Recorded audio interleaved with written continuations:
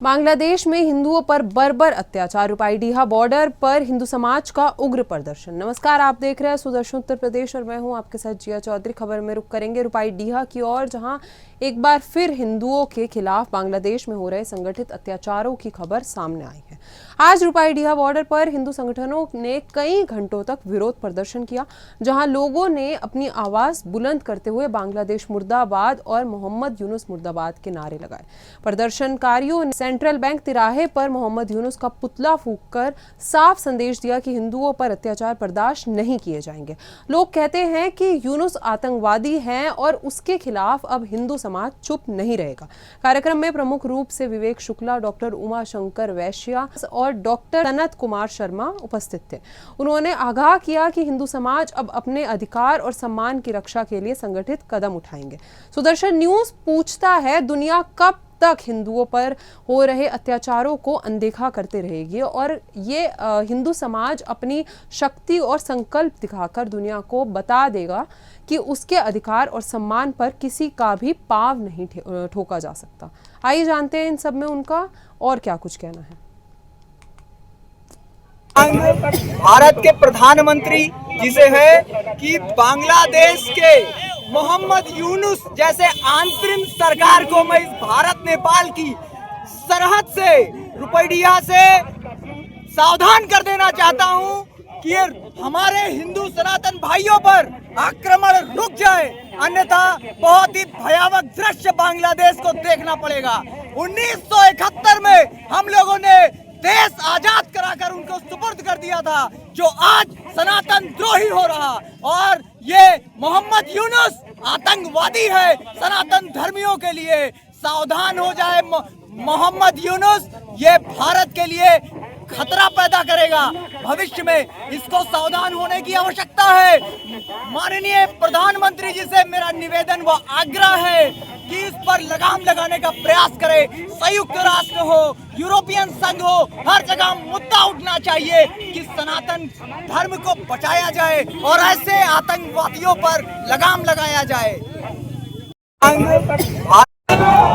आज बल्कि लगभग 10 दिनों से पूरे विश्व की नज़र बांग्लादेश की ओर है और बांग्लादेश के जो कट्टरपंथी मुसलमान हैं उन्होंने बहुत ही दुर्दांत कार्य किया है। एक दीपू बोस नाम के युवा को पहले मारा पीटा, मार डाला और उसके बाद उसको जिंदा चौराहे पे जला दिया गया। और सबसे दयनीय स्थिति ये है कि हमारे देश का एक भी मुसलमान उसके विरोध में नहीं बोल रहा है। ये सबसे बड़ी खराब स्थिति है हमारे देश की। लेकिन ये यहाँ के जो कट्टरपंथी हैं, यहाँ के हमारे देश के चाहे जमाती इस्लामी के बहुत लोग हैं अभी, और चाहे किसी भी संस्था जो पाकिस्तान और बांग्लादेश से जो जुड़ी हुई मानसिकता रखते हैं, ये हमारे देश के लिए घातक हैं, हमारे सनातन धर्म के लिए घातक हैं और हम सभी हिंदुओं के लिए घातक हैं। और हम हिंदुओं को एक नारा दिया है कि हमारे प्रदेश के मुखिया ने कि कटेंगे तो बटेंगे। इस नारे को ध्यान में रखते हुए हम सभी को एकजुट होना पड़ेगा। आपस में जो मनुष्यता है, जो विरोधाभास है, उनको दूर करके अपने राष्ट्र के लिए सबसे पहले आगे आना पड़ेगा। हमारे यहाँ दो चीज़ें हैं कि हम गीता को भी मानते हैं, महाभारत को भी मानते हैं और हम पहले राष्ट्र को मानते हैं। जब राष्ट्र ही नहीं रहेगा तो हमारी धर्म पुस्तकें कहाँ रहेंगी। लेकिन इस्लाम के लोग सबसे पहले अपने हदीस को मानते हैं और देश को नहीं मानते। उनमें देश भक्ति एक नाम मात्र भी नहीं है। ये बहुत ही भयावह स्थिति भारत के लिए भी है, बांग्लादेश के लिए भी है और पूरे विश्व के लिए है। आज 57 देश मुस्लिमों के हैं, लेकिन सबसे बड़ी स्थिति ये है कि 29 राष्ट्रों में हमारे प्रधानमंत्री को जहां सम्मानित किया हो गया हो मुस्लिम राष्ट्रों में, वहीं भारत का 80 करोड़ जो हमारे देश भारत की जनता को हमारे प्रधानमंत्री और मुख्यमंत्री द्वारा उनको निःशुल्क खाद्यान्न दिया जा रहा है, जिसमें 80 से 85% केवल मुस्लिम उसका लाभ उठाता है।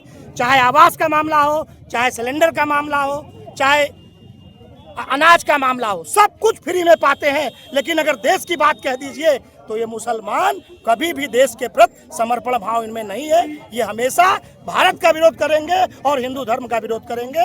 ये बहुत ही दुस्साहसिक कार्य है इनका, और इसका हम जितना विरोध कर सके हम सभी हिंदू भर ये जरूर करें, इनका विरोध करें, हर क्षण करें, हर पल करें। जहां मौका मिले हम इनका विरोध करेंगे और करवाते रहेंगे। अब भारत का ही नहीं, पूरे विश्व का हिंदू जाग रहा है। अकेला इजराइल 57 देशों को नाको चना चबवा देता है। ये स्थिति है हमारे एक राष्ट्र की। लेकिन यहाँ पर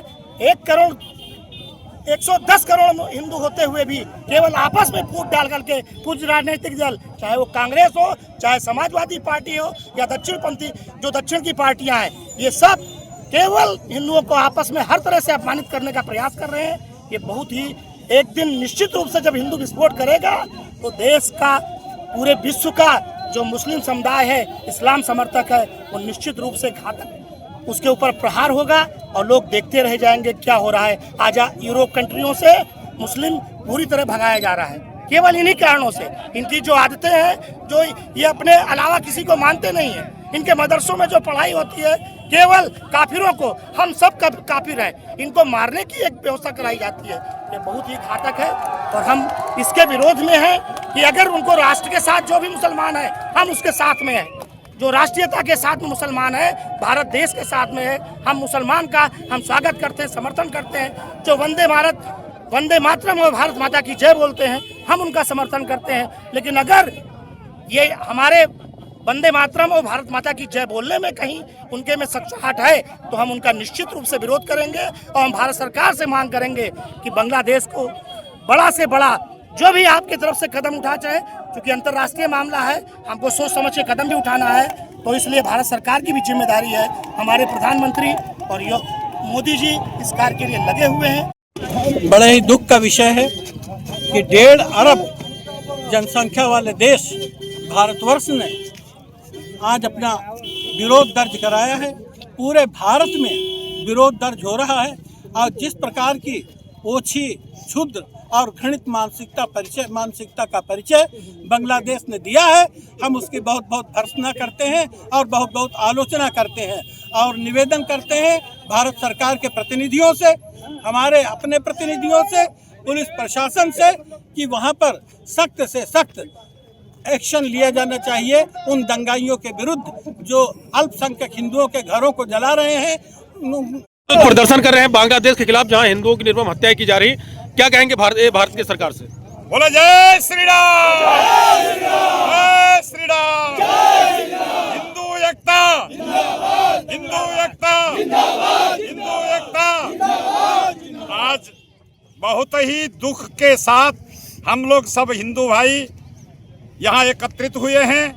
जो बांग्लादेश में हमारे हिंदुओं के साथ में अत्याचार और अन्याय, दुर्व्यवहार कर रहे हैं यूसुफ सरकार और बांग्लादेश, जबकि एक दिन बांग्लादेश हम ही से रोटी मांगता है, हम ही से कपड़ा मांगता है, अब हम ही को आंख दिखाता है। और आज हम सब हिंदू मिलकर के बांग्लादेश को नहीं छोड़ेंगे, ये प्रण लेते हैं, ये सब प्रण लेते हैं। ऐसा कुनर्क करने वाला व्यक्ति को और ऐसे देश को नष्ट हो जाना चाहिए, यही मेरा कहना है। और ये भारत सरकार से मेरा निवेदन है और हिंदू जागृत मंच से भी ये मेरा जागरण है, मेरा कहना है। मेरा रुपाईडीहा बॉर्डर से उठे इस आक्रोश ने फिर साबित कर दिया है कि हिंदू समाज अब चुप नहीं बैठेगा और अपने अधिकारों और सुरक्षा के लिए संगठित और जागरूक है। ये थी आज की बड़ी खबर और ऐसी और खबरों के साथ जुड़ी रही सुदर्शन उत्तर प्रदेश के साथ। जय हिंद।